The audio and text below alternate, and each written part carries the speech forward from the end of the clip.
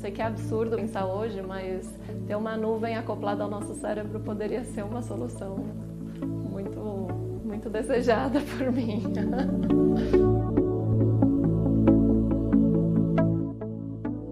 AI é uma associação nova, uma iniciativa que foi criada pelo meu irmão, e eu sigo pela paixão de tecnologia, por acreditar no futuro, no desenvolvimento. Quando criei a i2AI, a ideia era justamente essa, de colocar essas pessoas que acreditam que a tecnologia pode criar um mundo melhor para conversar, para aprender, para desenhar esse mundo. A gente conversando, empresas de tecnologia com empresas líderes nos seus segmentos, empreendedores com investidores, pesquisadores com os empreendedores, tudo isso pode criar um mundo muito melhor. Às vezes eu penso na quantidade de mudanças que temos no nosso dia a dia, na quantidade de informações e nas possibilidades incríveis que a tecnologia está trilhando para o nosso futuro. Eu nunca deixei de olhar para o mundo de tecnologia e ver as novidades acontecendo no mercado. Eu vi a parte de inteligência artificial e nos últimos anos a inteligência artificial começou a ser algo que podia mudar muito a realidade das empresas. Inteligência artificial é uma tecnologia que dá capacidade para as máquinas aprenderem como um humano. Ela pode ajudar você a escolher melhores filmes que você gosta, ou pode ajudar os médicos a combaterem mais rapidamente, mais assertivamente o câncer, ou nas empresas reduzir desperdício. Quando eu olho para o nosso país, vejo que temos muito para avançar, tanto na adoção de tecnologia, como em educação e incentivo às iniciativas de desenvolvimento. Eu vi a tecnologia se transformar no que ela é hoje. Eu vejo a inteligência artificial e vejo o que ela pode fazer para as empresas. É algo, para mim, fantástico. Inteligência artificial já é uma realidade. Se você quer acompanhar esse movimento, siga a i2AI, uma associação com o propósito de desenvolver todas as pontas do ecossistema. A EducaCross é a experiência de aprendizagem que está revolucionando a educação. De maneira ativa, divertida e significativa, foi pensada e desenvolvida para promover a interação entre professores, escola, alunos e famílias. Projetada para a educação infantil e o ensino fundamental 1, oferece experiências variadas a cada ator do processo educacional. Os jogos digitais são instrumentos poderosos para desenvolver o protagonismo do aluno de forma lúdica, significativa e autônoma.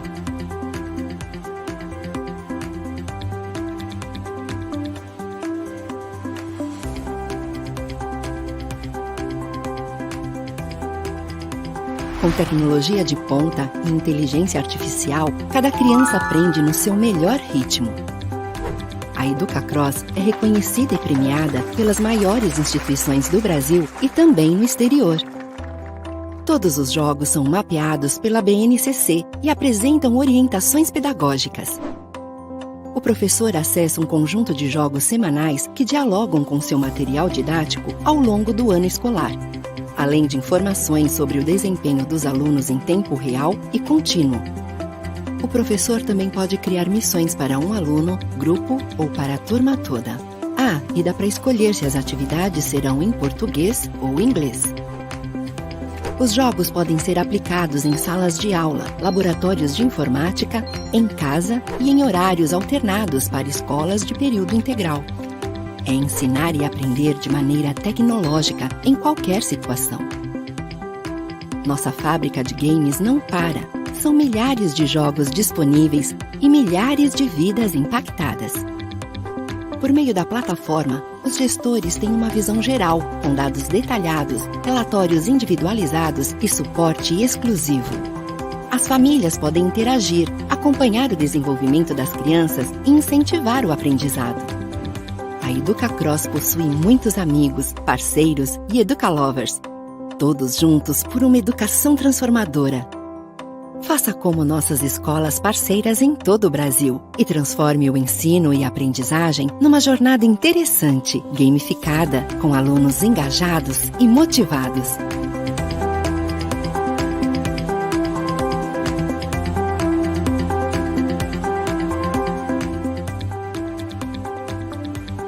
EducaCross, aprendizagem inteligente e divertida.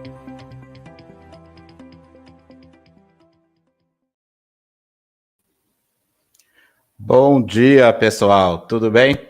Vamos aí para o nosso segundo dia do AI Experience. Então, ontem falamos sobre inteligência artificial na China. Hoje o nosso foco vai ser a educação com a inteligência artificial. Temos aí uma entrevista muito bacana e teremos o painel hoje à noite. Então, antes vou falar para vocês um pouquinho da E2AI. A E2AI, né? Então, somos uma associação sem fins lucrativos. Nosso objetivo é promover o desenvolvimento da inteligência artificial no Brasil. E não só porque, né? Todas as comunidades de inteligência artificial no Brasil. Nosso objetivo é conectar todas as pontas desse ecossistema de IA. Então, desde empresas, startups, empresas consolidadas, profissionais do mercado, fundos de investidores, universidades, escolas, governo, centro de pesquisa.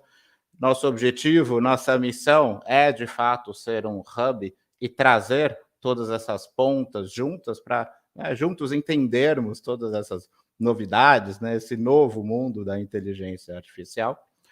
Para isso, nós convidamos, então, pessoas físicas, pessoas jurídicas, né, a serem associados da E2AI. Nós promovemos uma série de eventos como esse aqui, que vocês estão vendo, que é aberto ao público, mas também temos eventos que são exclusivos aos associados. E com isso, nosso objetivo é realmente compartilhar o conhecimento de inteligência artificial, todos entendermos, né, essas tecnologias disruptivas que estão entrando no nosso dia a dia, promover o networking. Então, né, não interessa, olha, uma empresa ainda ela não domina a inteligência artificial, putz, realmente é importante você vir, né, se associar com a gente. Empresas que já estão avançadas, importante compartilhar experiências, né, e buscar parceiros dentro do nosso próprio ecossistema. E temos uma série de comitês setoriais, né, como o próprio comitê de IA na educação, IA no varejo, que fomos formando ao longo do tempo e que as empresas, né, os associados, acabam tirando muito valor deles por toda essa troca que é possibilitado. Então, temos temos eventos desde muitos pequenininhos, né, webinars e até eventos maiores, presenciais, né? Hoje estamos aí no AI Experience, os próximos que teremos ainda nesse ano, né, o Journey e o A2AI Awards. Então, hoje, né, aí o AI Experience, começamos ontem, né, vamos terminar na sexta-feira. Então, essa é a nossa programação. Ontem fizemos, né, e está gravado no YouTube, vocês podem acessar, uma entrevista sensacional com o Brian Tse, falando sobre inteligência artificial na China, né, o futuro, né, de como que a gente vai lidar com tudo isso, com a visão chinesa.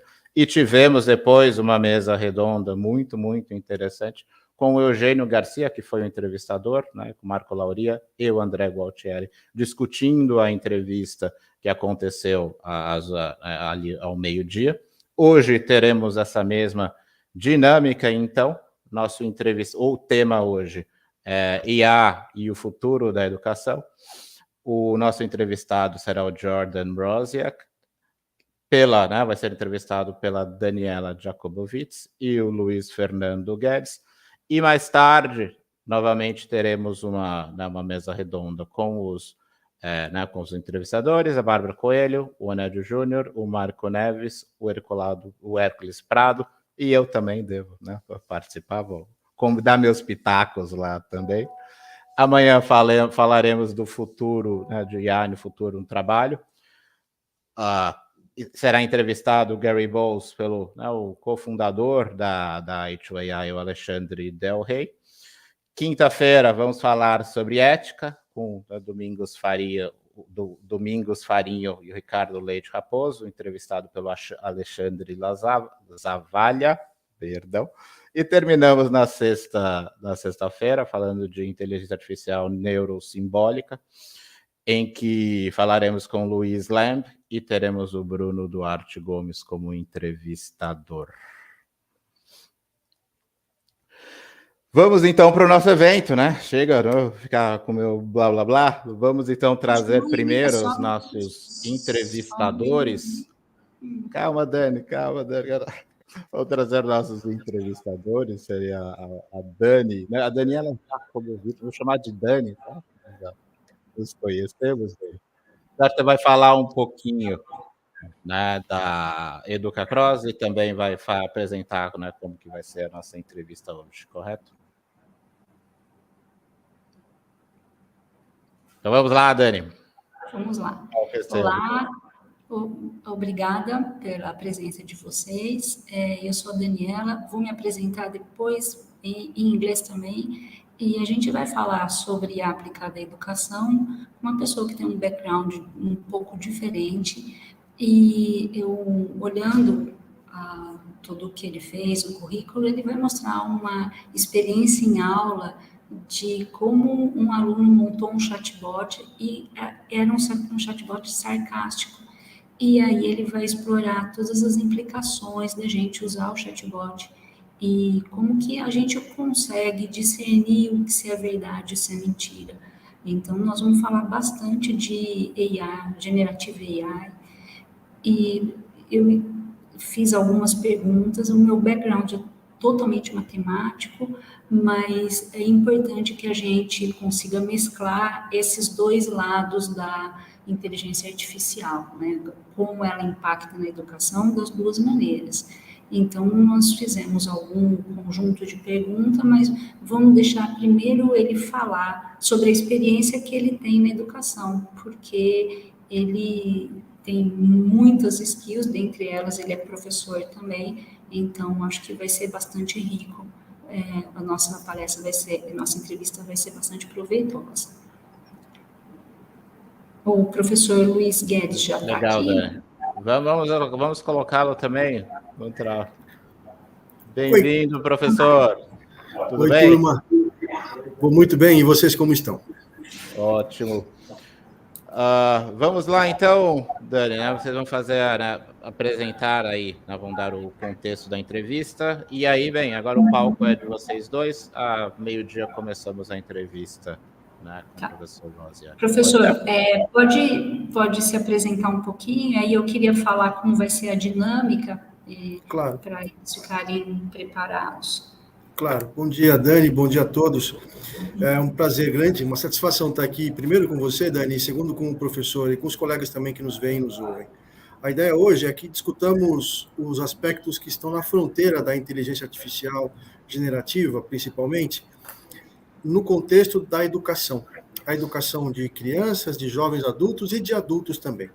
Vivemos na época do conhecimento, né? Na era do conhecimento. Então, há pouca dúvida que a aquisição de conhecimento é fundamental para uma sociedade justa e equilibrada. Nesse sentido, a inteligência artificial como ferramenta se mostra, como quase toda ferramenta, possível de ser utilizada de muitas formas diferentes. E aqui a gente tem uma fronteira grande com a ética, temos uma fronteira grande também com a pedagogia. A mim me encanta a dúvida, que por enquanto não vejo respondida plenamente, do que vamos ensinar no futuro. Eu sou professor, com muito orgulho, filho de professores, já há muito tempo, muitas luas que eu sou professor. Eu fico pensando o que os meus alunos e alunas podem aprender comigo que não aprendem no YouTube. Onde que está essa fronteira? Então, a inteligência artificial, principalmente a generativa, pode trazer também essa dúvida. Professor ou professora, o que eu preciso aprender com você que a IA não pode me responder se eu perguntar para ela?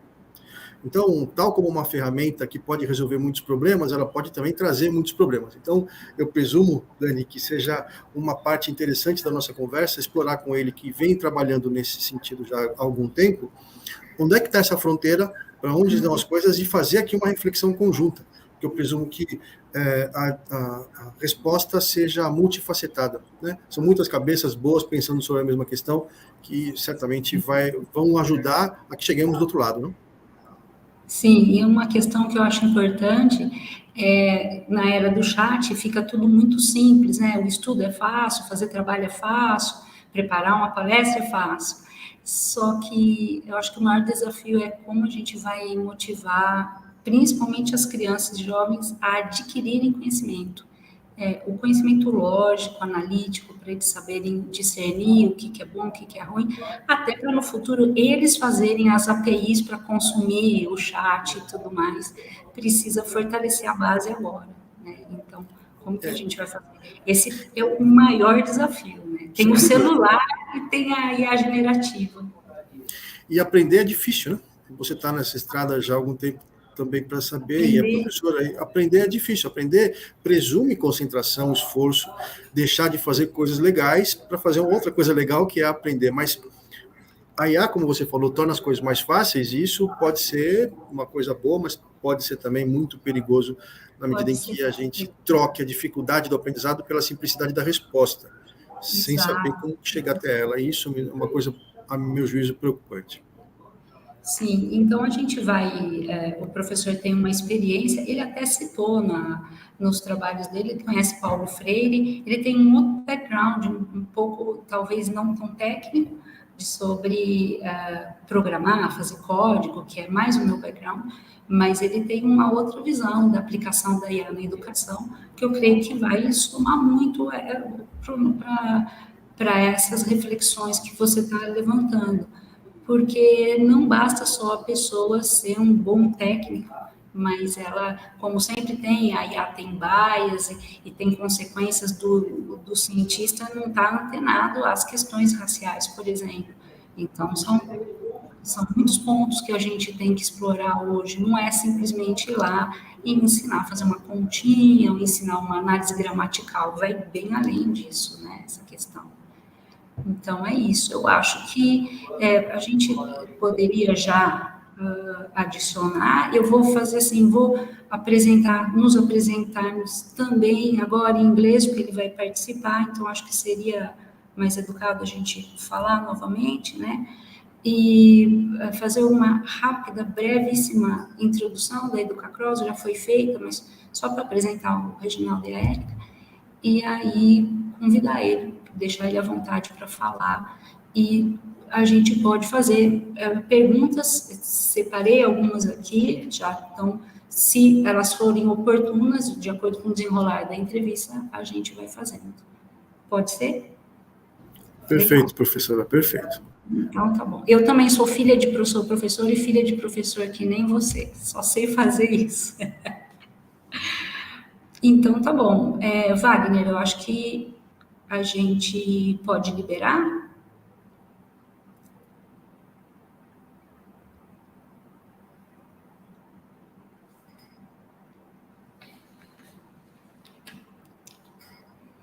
Hi, can you hear? Yes. You can. Bom dia. Bom dia. Bom dia! I know you know Paulo Freire. Have you heard or read in Portuguese? No, only heard. In English. Okay.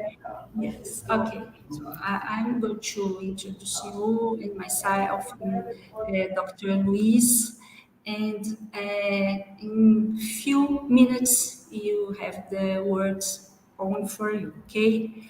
I'm Daniela Jacobitz.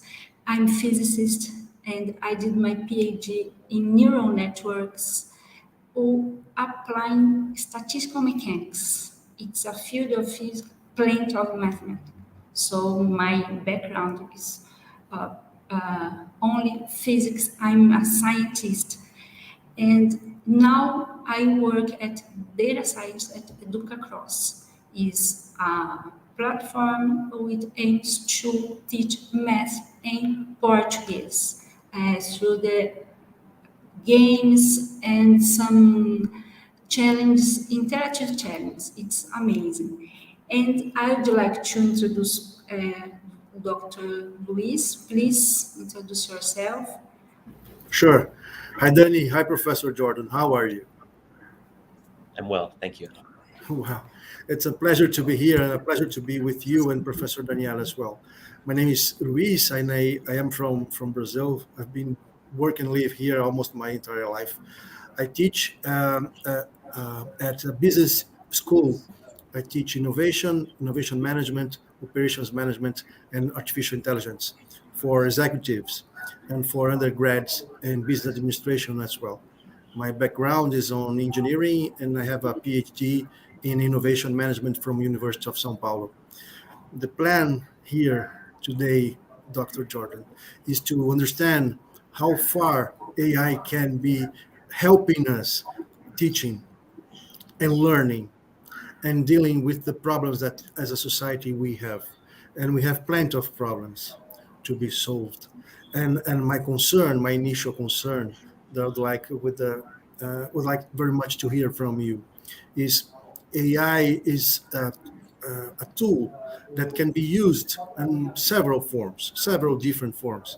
And as a tool, are we prepared as society or as teachers, as parents, are we prepared to make a good use of artificial intelligence, mainly generative artificial intelligence, or are we not understanding very well the problems that we are facing and playing around like a toy, not like a tool?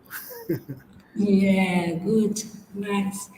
And this is our very estimate Dr. Jordan. I don't know how to say your last name because it's more difficult than mine. Mine is Jacobitz. It's okay, but yours, Dr. Jordan, is among many skills. He's also a teacher, and he had a huge experience in AI applied to education. And now, before we starting with Dr. Jordan, I would like to briefly introduce Educacross, very brief. Okay? Let me see. Okay.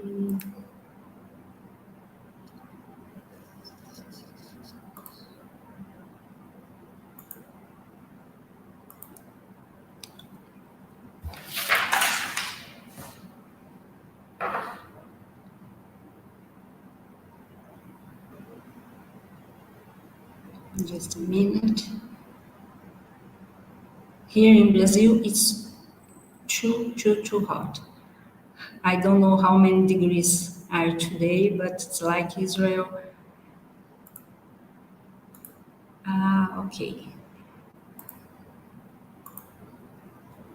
Yes, this is Educacross. It's a platform, a digital platform which aims to teach Portuguese and math. These are our founders. This is Erica. She has a huge experience in education. And Reginaldo is the AI guy. So they founded Educacross a long time ago, and they are they have a lot of skills in education and computation. It's a perfect match. Here are 3 pillars of Educacross: AI technology, science of cuteness, and pedagogy. We have 1,700 affiliate schools, and I will impact 250 lives. In sooner, I will impact 1 billion of lives in 2050. So I would like Dr. Jordan, introduce yourself and be my guest. Thank you so much for having me. It's a pleasure to meet you. It's my pleasure. Yeah. And thank you so much for your grace, as I do not speak Portuguese at all. So I appreciate your kind understanding as I'm making my way through some Portuguese language courses, but just starting. So yeah, my name is Dr. Jordan Mroziak. My background actually went to school for music and the arts, and then made my way into finishing my doctoral studies in education, specifically instructional technology. So I've always had a real interest in the creative application of technologies especially in teaching and learning spaces. I find it fascinating because I think that education and the arts are such core pillars of who we are as humans. And so I've really been interested in how they relate to one another. And as I was studying doing research for my doctoral studies, I was also really interested in the work of Paulo Freire, and sort of the ways in which we teach for consciousness raising, right? Liberation, but also I found again this overlap in understanding what it means to be a person in a space with others, whether that's through arts and culture or whether that's in a classroom space.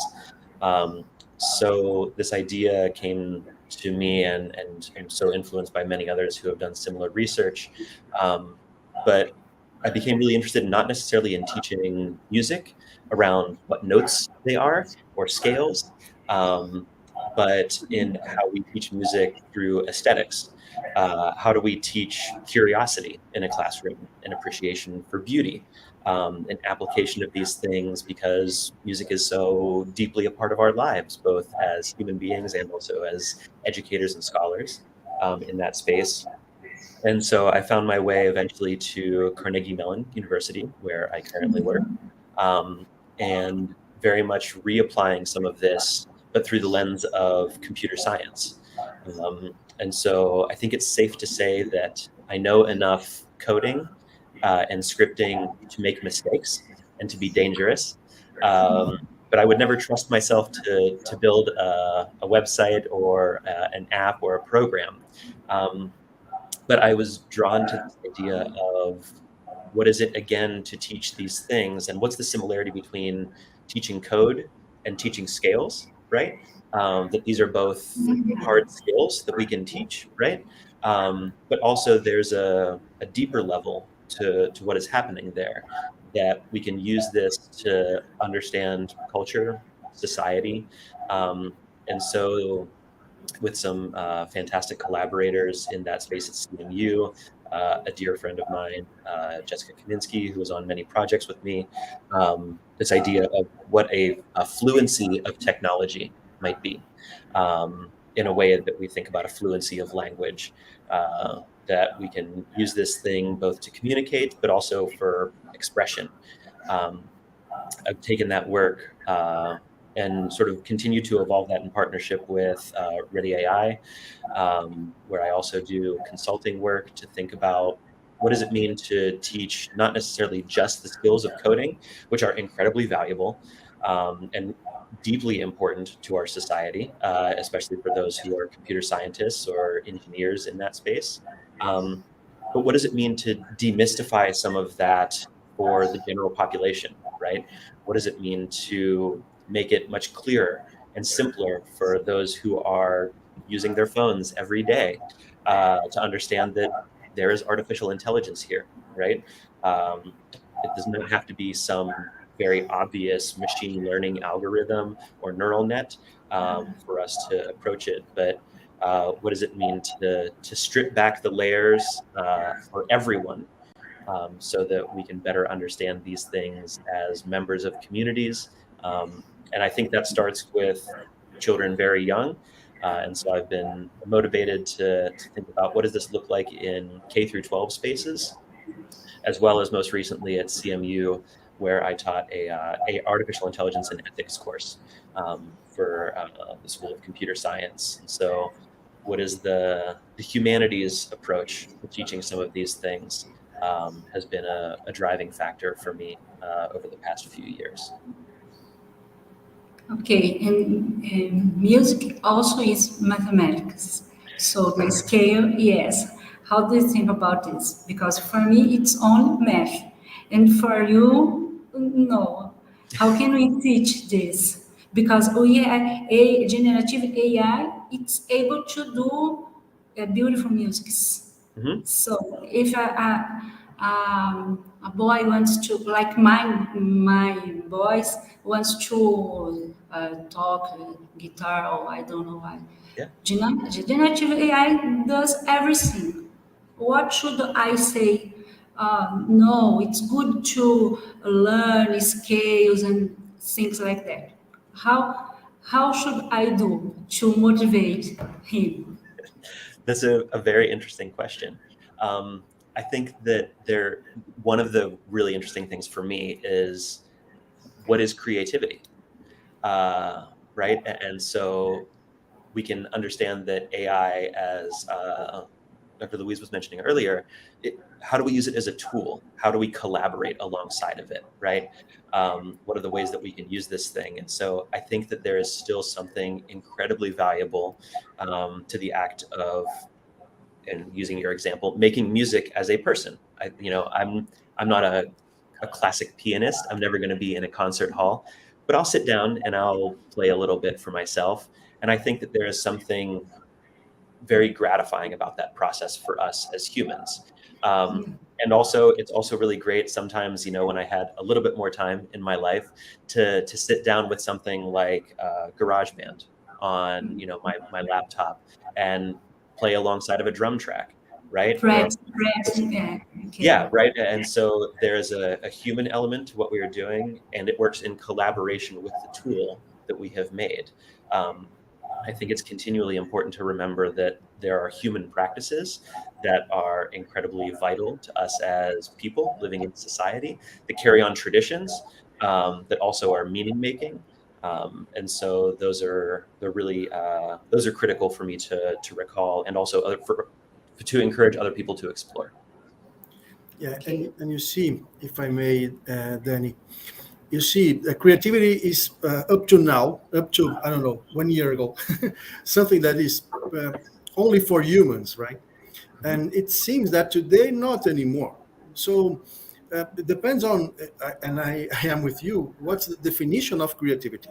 If we start saying that creativity is a human characteristic, that, well, then it's only human. But if we see by the results, and there is a recent paper that demonstrates that when a generative AI produces with a well done prompt, and this is a good point, but well, it produces a product that is well accepted. It's more accepted by the public, the general public, than a person with the same, let's say, prompt would do.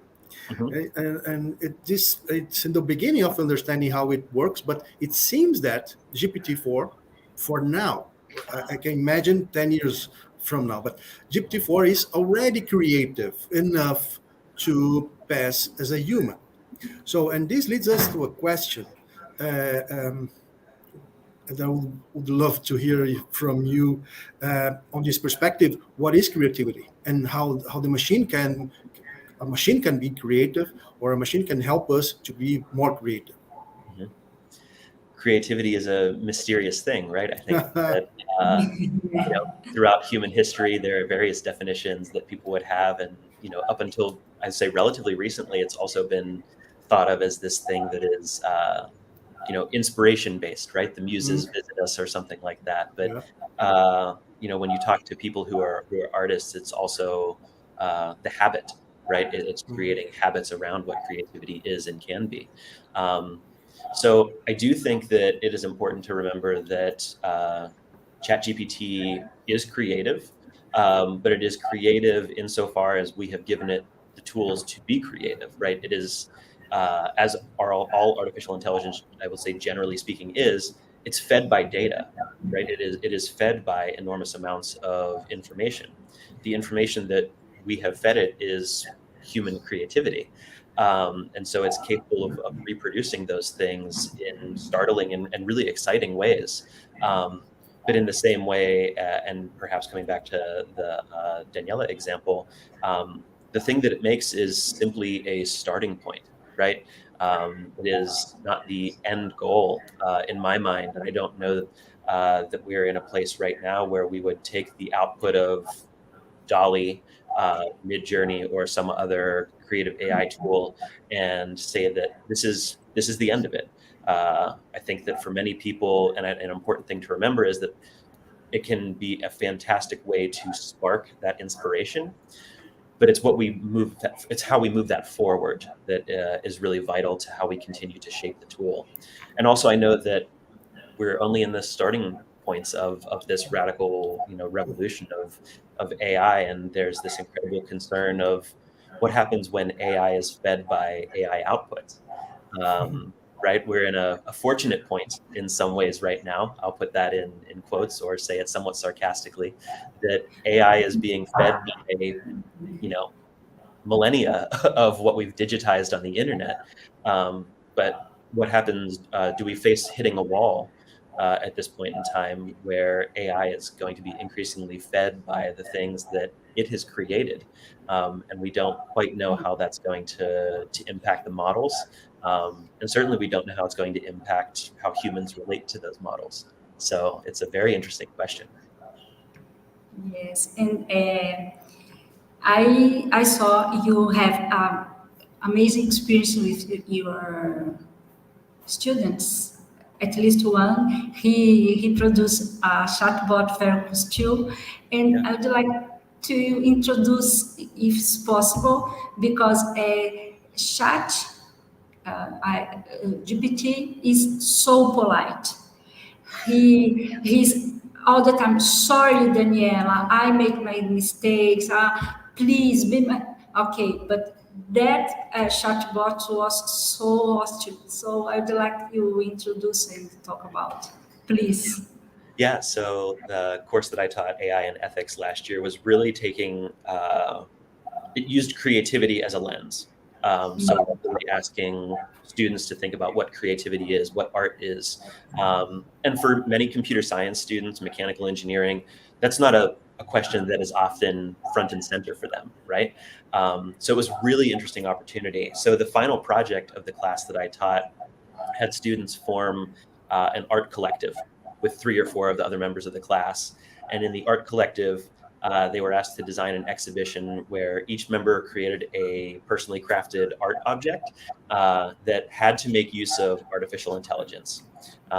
They could use the AI as a medium, as the primary content, a tool for creation.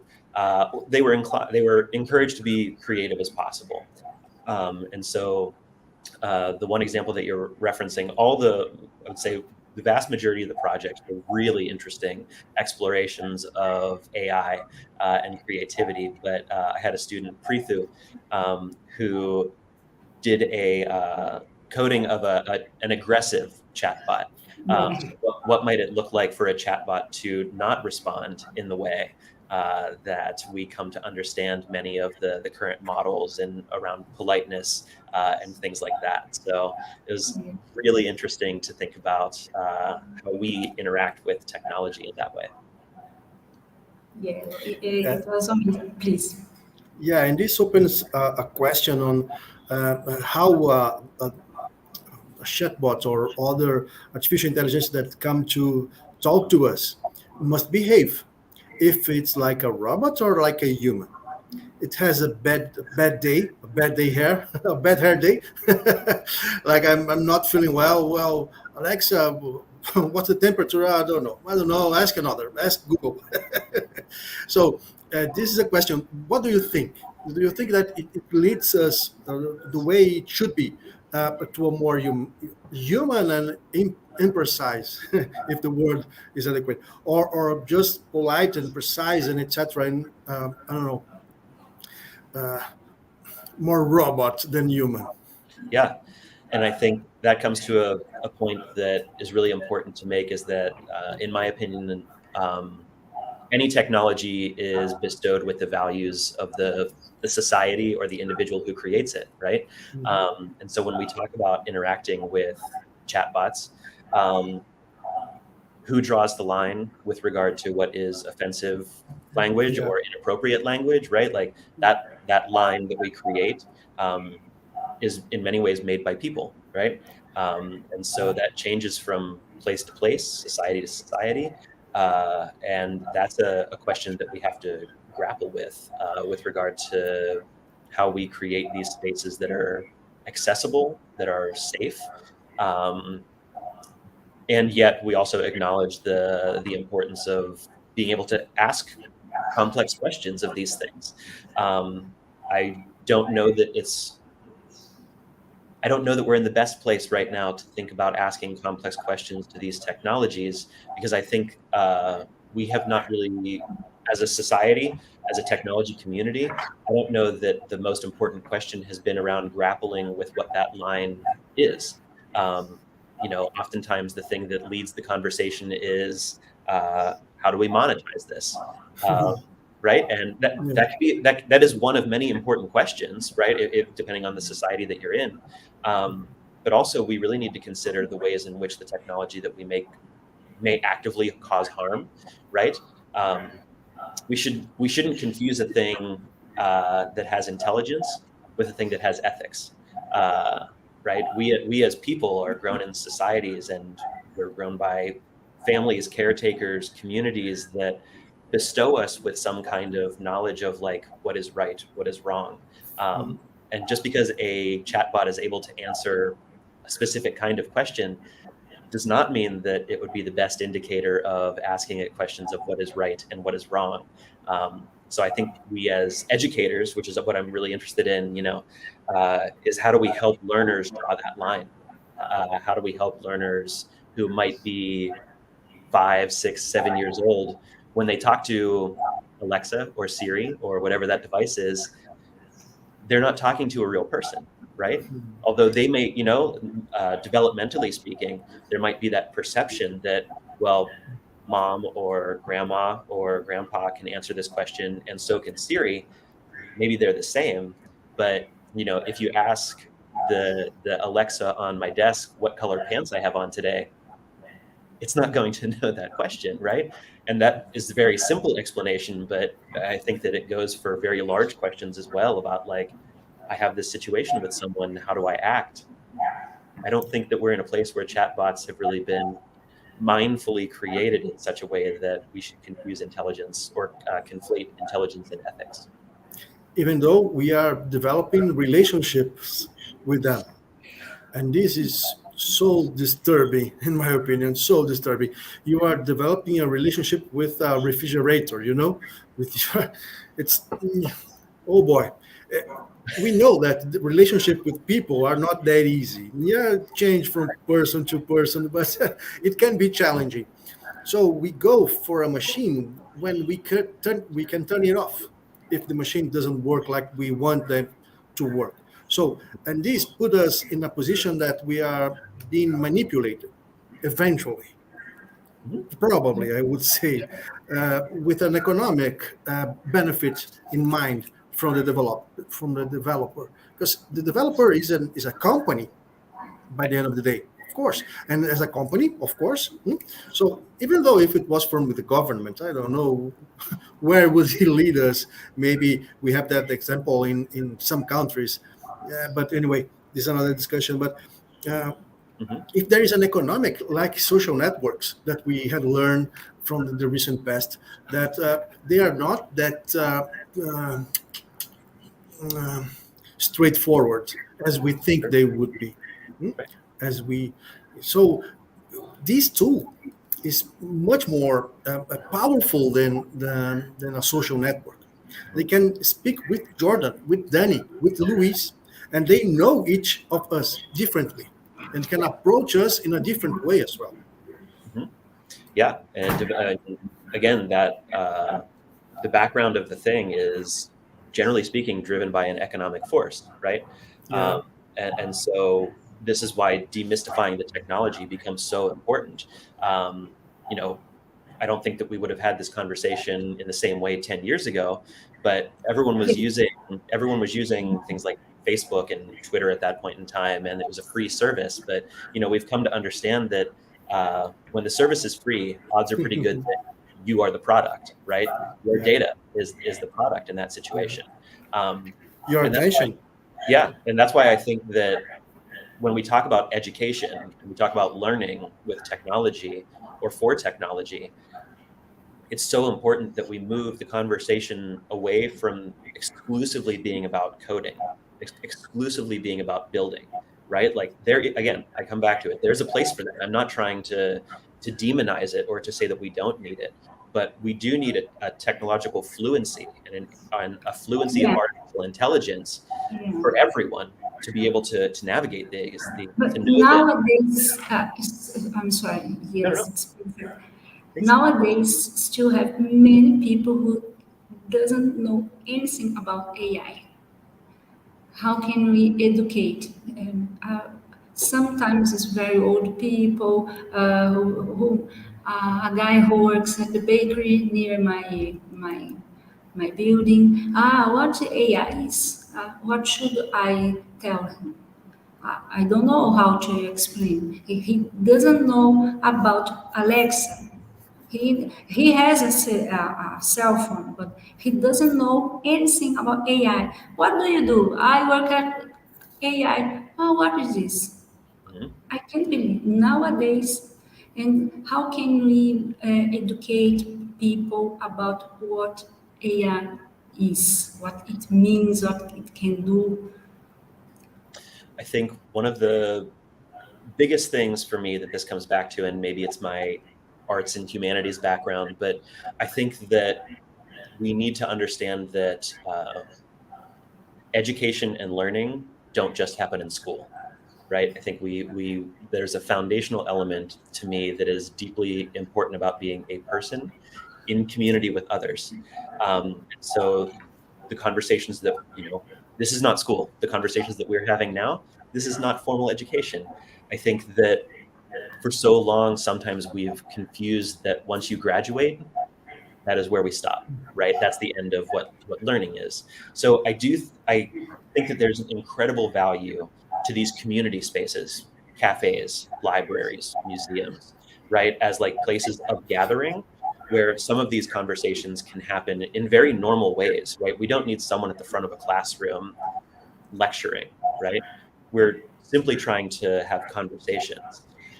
That being said, I think the next step for me, which becomes really important, is that the foundational thing, the foundational element of artificial intelligence is, for me, an understanding of what data is. The way in which you move on any given day. If you're using location services on your phone, that is data, right? It's the temperature outside, that is data. The number of times I check my email a day, that is a piece of data, right? It doesn't necessarily need to be the obvious like counter of the number of text messages that you've got, but all of those pieces of interaction, how fast your phone is moving, right? That is a piece of data for people. So being able to demystify some of those ways in which data is being collected and captured, I think is a very strong way of understanding who is interested in that data, right?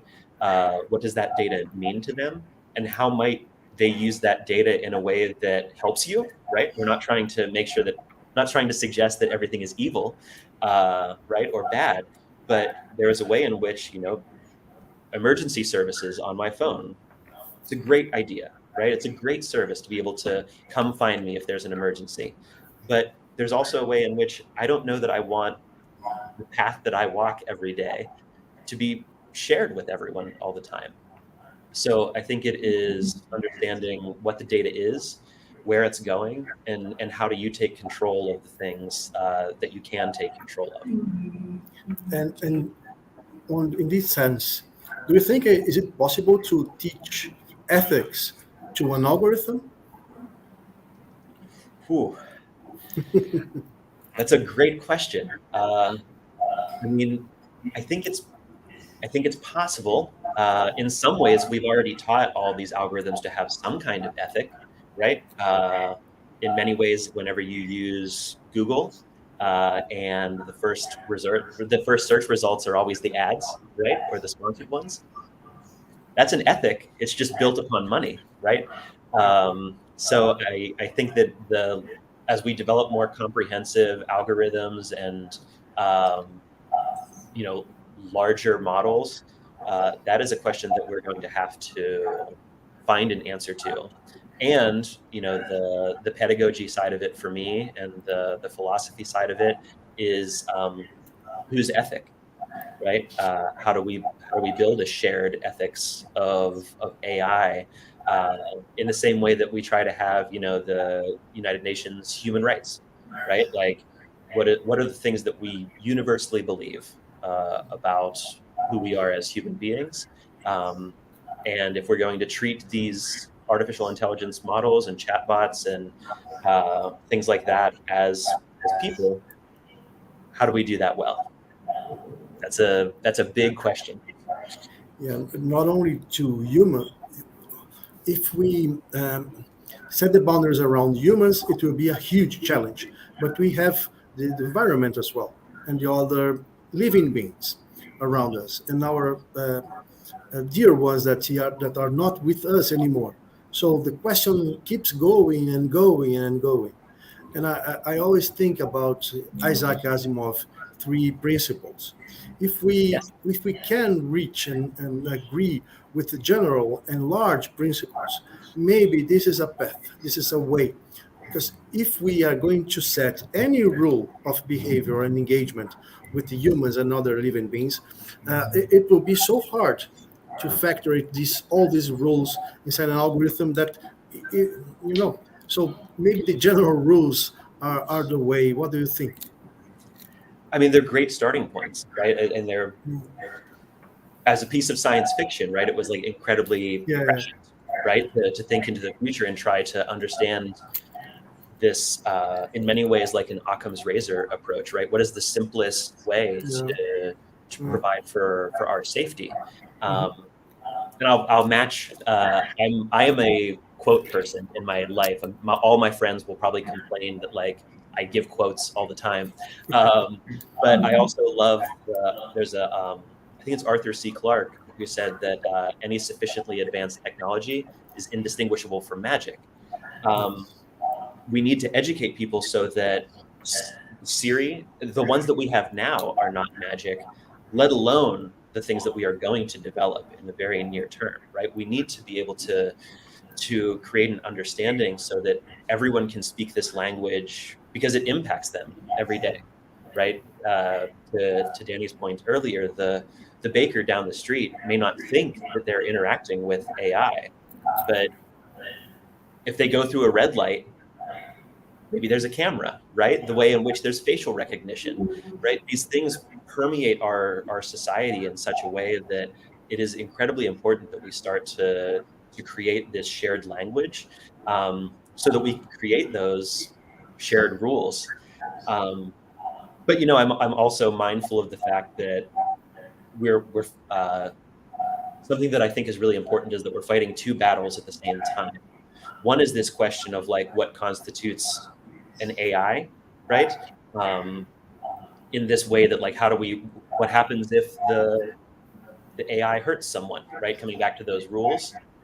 Also, we're also fighting this like age-old battle that we still have yet to encounter and really reconcile with, which is how do we treat each other well, right? Like we are still dealing with the ways in which we are people in a community that we don't have the same respect that we should have for one another. And so we're fighting both of these things at the same time. And in some ways they're related. So I think it's a question that I always come back to for me is that these questions of artificial intelligence are also questions of people in a lot of ways.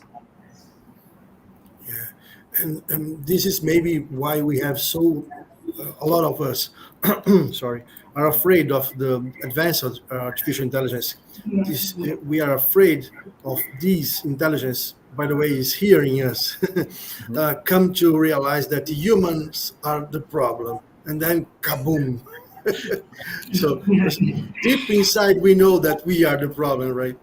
Yeah, I am mindful that I may come off as a bit skeptic. I love artificial intelligence. I find it fascinating. But I think that's why the education work is so important. The aspect of teaching and learning is so vital, is that we're speeding ahead right now technologically with regard to innovations. And I think that it is okay to move forward, but it's also important to be mindful of where you're speeding, right? The direction that you're headed.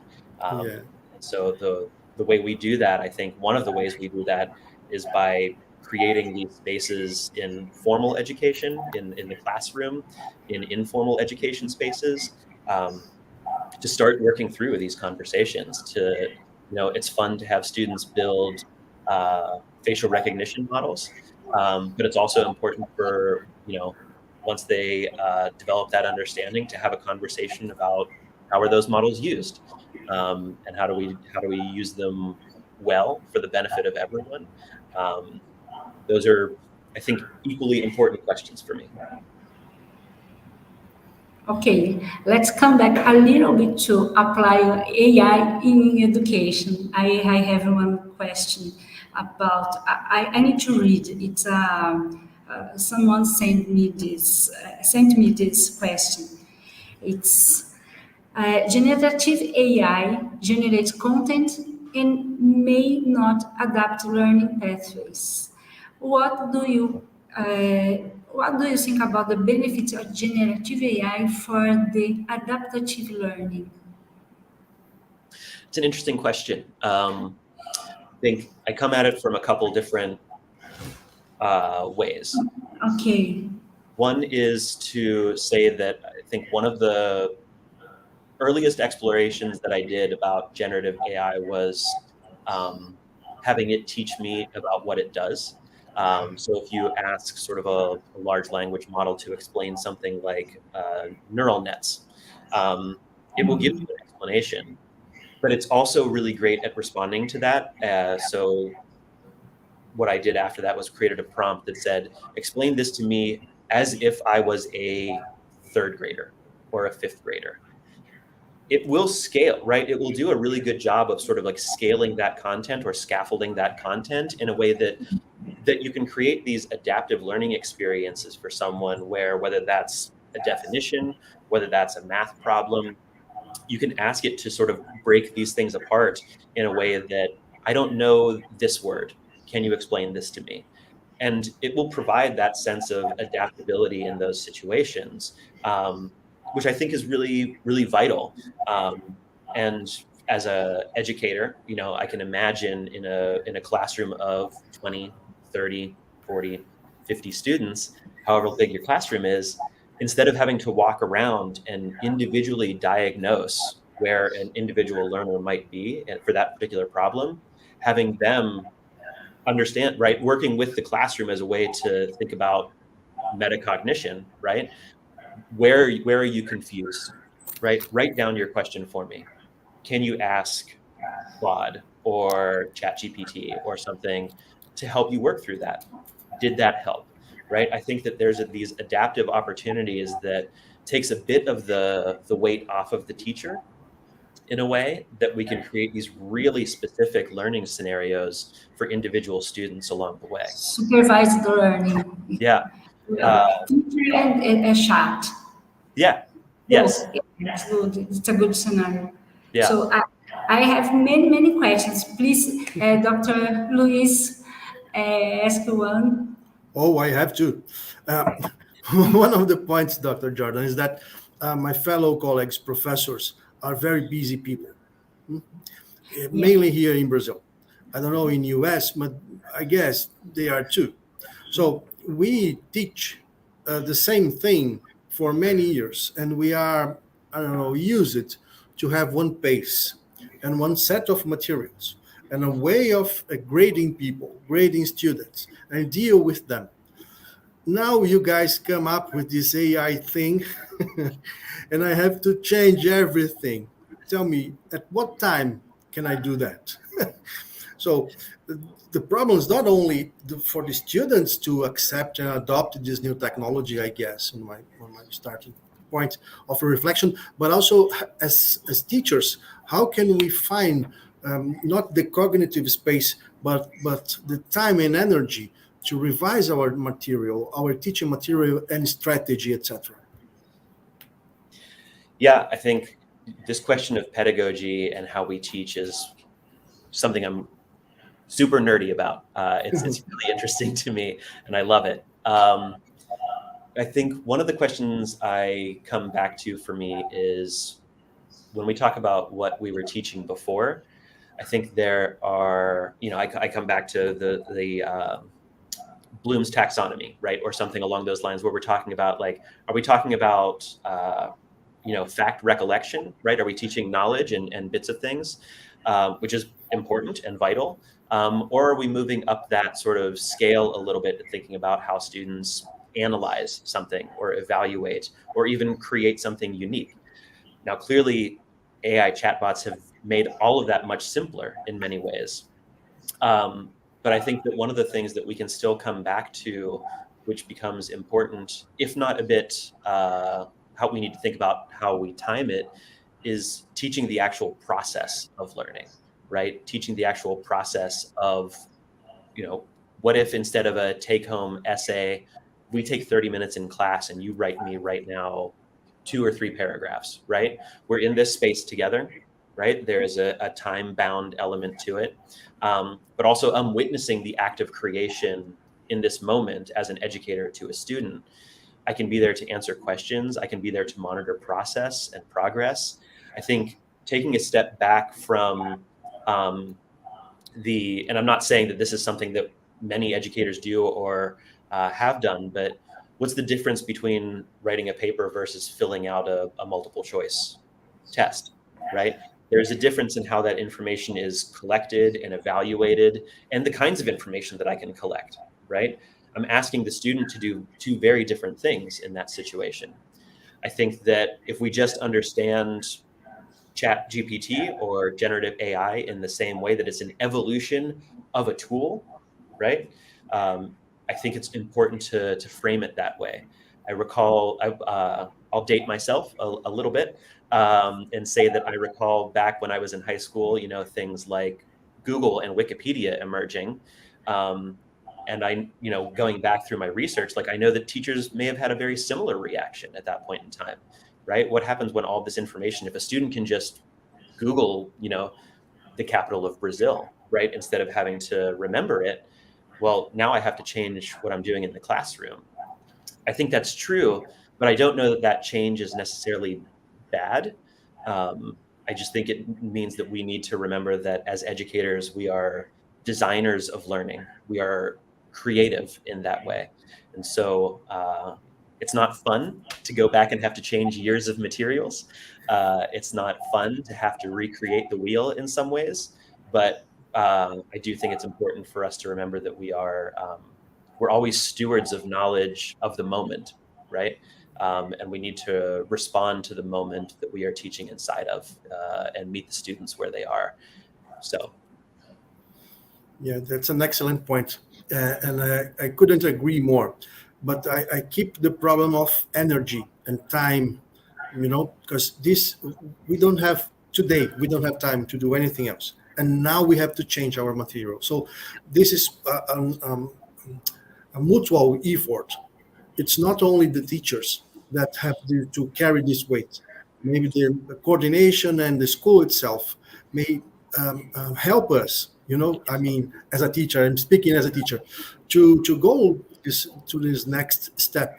That is absolutely necessary, because otherwise we are facing a huge and growing gap between what students need and what they do on their day-to-day life and school. And they already think that school is old-fashioned. In some ways, school should be old-fashioned as a guardian of the knowledge, mainly the classical knowledge. But we have to build this bridge to the modernity as well. So it's do you see it in the same way as a common effort, or see otherwise? No, I think it is a common effort. It's remembering that, the schools, places of learning, universities, they are ecosystems, right? They are not just one classroom. That classroom exists in a department, in a school, in a university, right? They are robust ecosystems. I think the university itself has a responsibility to respond to the changes that we face. I think that putting the onus specifically on, the educator can lead to things like burnout, right? To exhaustion, because the university is also asking educators to do things like research and to do presentations, right? So I think that there is a way in which, again, the the value of the ecosystem or the community is really important to me, in understanding that the responsibility often falls on one group's shoulders. But ultimately, I think it's if we're creating schools that are respectful environments for everyone needs to respond to the call to understand that changes are necessary, shifts are necessary. And how do we accommodate that? I know that universities have not often been places where they have been fast to respond to these calls, as K through 12 schools here in the States have not necessarily been the fastest environments to respond. But I do think it's important at the end of the day, I come back to the idea that we are all humans trying to exist in spaces with one another. How do we come back to that sort of wellness? How do we come back to that thing that makes us people? Where is the joy in learning, right? Because we do need to remember that there should be joy in learning. There should be grace. So those are important things that I think often get sidelined for everyone, but that's what makes us humans. Yes, I'm physicist, and during all my life I taught physics, so it's an endeavor. So theoretical physics, it's awful. So experimental physics, it's okay, but I love physics. How can I tell to students physics is wonderful? Mm-hmm. It's very hard. Learning physics, it's wonderful, but everybody has different ideas about this. And the internet is able to provide a lot of stuff, very good stuff. When I was young, a long time ago, there was nothing to study, nothing. We have to imagine everything was so hard. Nowadays, it's wonderful. And I'm always thinking about why they don't like, because I can't understand. It's so different. We have many, many tools to teach. But I think teacher is very important. AI is important. It's a match of both. I think teacher is the most important item in the education. Mm-hmm. In the future, with many technology, teacher is the most important. Yes. And I'm always concerned about how to motivate to teach physics and math all the time. I think it's impossible. If someone was born, I don't like math, I can do nothing about this. I don't know. I don't know if AI can help me to motivate these guys. On this point, Doctor, just to build here, do you think that AI can help? I'll rephrase. The motivation is intrinsic, extrinsic, good, or a mix between them, and how AI can help students and teachers to be more motivated. Intrinsic motivation is the key of everything, but we are born with this or not. Mm-hmm. So there's a huge spectrum of motivation. Mm-hmm. So intrinsic is the best, but there is another one or another kind of motivation. How can we deal with this? Yeah, well, I can't agree with you more that I think the teacher in any situation is absolutely vital.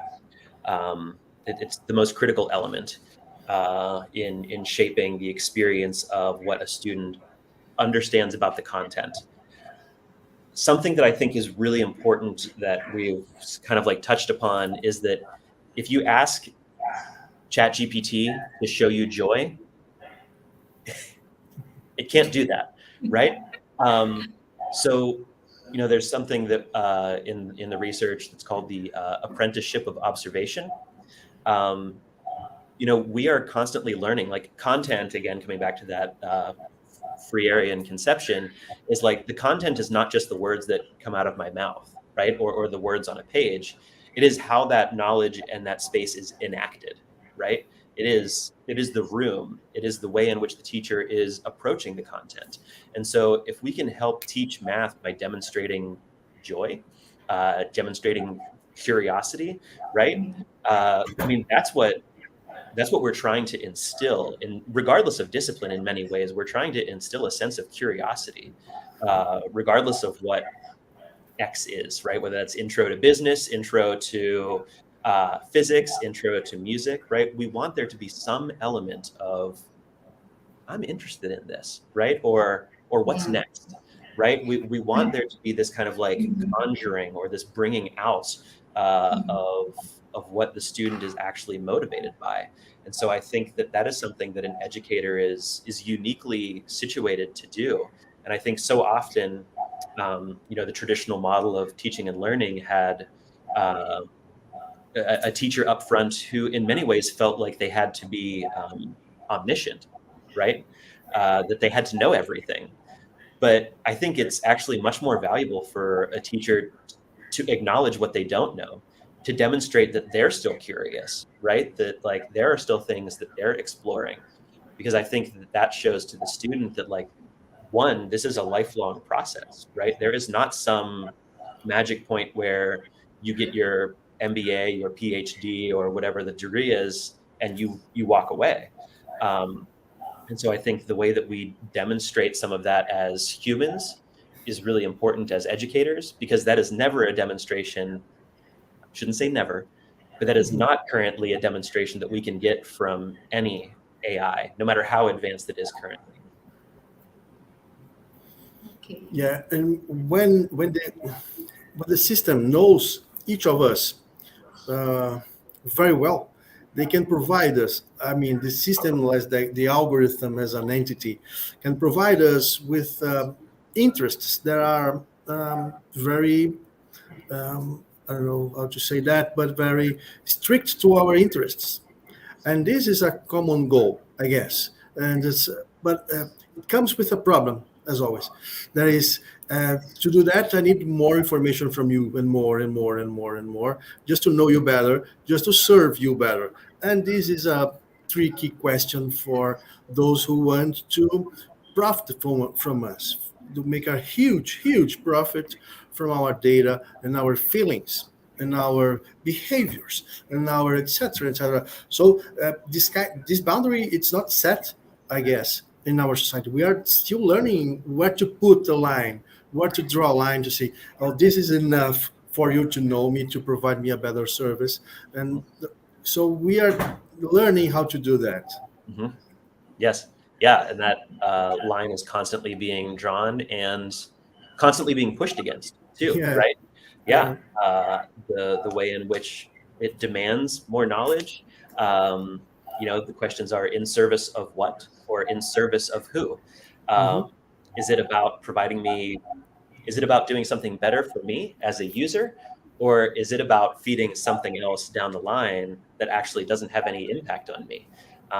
Again, it's the education about data and AI that is asking these questions that sometimes don't have obvious answers, right? It's not like we're going to answer these questions in one or two classrooms, but it's the way in which we create these habits of mind and habits of interaction that I think are really vital to helping both older generations, but also the new generation who is going to grow up with this, that is already, they've never lived their life in a world that does not have a smartphone. And so how do they navigate this space? These are really important questions that we need to grapple with as educators. And as a teacher, how do you see the future with education in AI and chat and everything, and Alexa and Google? Which are your predictions? Well, I have a hope that I think that as we develop more competent AI systems and better systems, we can normalize digital access to materials. I think, if you think about the history of access to education and educational materials, it has often been through the lens of those who are not disabled, right? And so I think being able to have materials where we can rapidly translate amongst different languages, rapidly translate and create alternate formats of materials, from visual to tangible, from tangible to auditory, right? We'll be able to help normalize the sense of what access can be to the traditional model of education and learning materials. So that is a hope that I have. I do think that one of the things that we touched upon earlier will also play a very large part is that we need to remember that we don't just teach facts, right? We teach habits, we teach ways of seeing the world. And so I think that aspect of teaching process, of how we go about seeing these spaces, right? It's not teaching the scales on the piano, right? But it is teaching your ability to appreciate, Beethoven, or whatever it winds up being, Fela Kuti. It doesn't matter what genre we're talking about. It's a matter of like being able to listen and hear the value, right? And I think it's the same thing when we talk about coding and computer science. It's this way in which we're able to navigate the world that is not just the technical, but it is about our understanding of the thing in society and in culture with other people. Okay. And have multiple perspectives for the students, multiple professors and teachers from different backgrounds, and seeing the world differently. It's a very good way of producing better humans, better citizens, better than us. And I guess this is the whole thing of being a professor, to help shape better citizens as parents as well, because this is one of the things that the world needs. Yes, I think it's acknowledging that we are, as educators, we're always in the business of planting seeds, knowing that we will never get to bear the fruit of those trees, but that planting those trees are nonetheless important, right? It is for a future generation to enjoy. We are simply sort of cultivating that soil for them to do better than we did, right? So as our predecessors did with us, right? That's exactly right. It's a part of a system. Yes. Yeah, part of the system. Very good. Okay, it's time to say goodbye. Thank you so much to sharing with us your knowledge, and also thank you to talk to me at Sunday night. Thank you so much. I'd like to thank you and Dr. Luis. Was a very nice conversation. Now it's time to go, and please tell us the last words, and also Dr. Luis. Sure. I will leave the final words with Jordan, but I would like to thank you, Dani and Professor, for this wonderful conversation. One of the things that I love from my profession is to always, every day I teach, every day I learn with very clever, intelligent people, and this is one of the best part of my job. So thank you very much for your time and your conversation. I had plenty of notes that I will apply today, even, or maybe. But certainly tomorrow. So thank you very much. It was a huge pleasure to be here. Thank you. Great pleasure. Obrigado. Thank you so much. I deeply appreciate it. I just want everyone to remember, like, it's the joy of educating, right? The joy of being with people. And that's something that we can't ever replicate through artificial intelligence. And I think that's the bedrock of what we're trying to do. If anyone would love to continue the conversation or has follow-up questions, please reach out, find me on the internet, different locations on like LinkedIn, but would love to continue sharing. It's life-giving for me. So deep gratitude to Dani and Luis. Thank you so much. Thank you so much. Keep in touch. Bye. Thank you. Bye-bye. Thank you. Bye-bye. So thank you so much, Dr. Jordan. Thank you, Dani. Thank you. Obrigado, Luiz. Fazer o switch para o português. Lembrando, pessoal, que temos hoje, então, às 7h30, vamos ter a nossa mesa redonda discutindo vamos comentar sobre essa entrevista aqui que tivemos. E temos o AI Experience, então, ainda, né, na quarta, na quinta e na sexta. Então acompanhem, né? Se inscrevam aí no canal.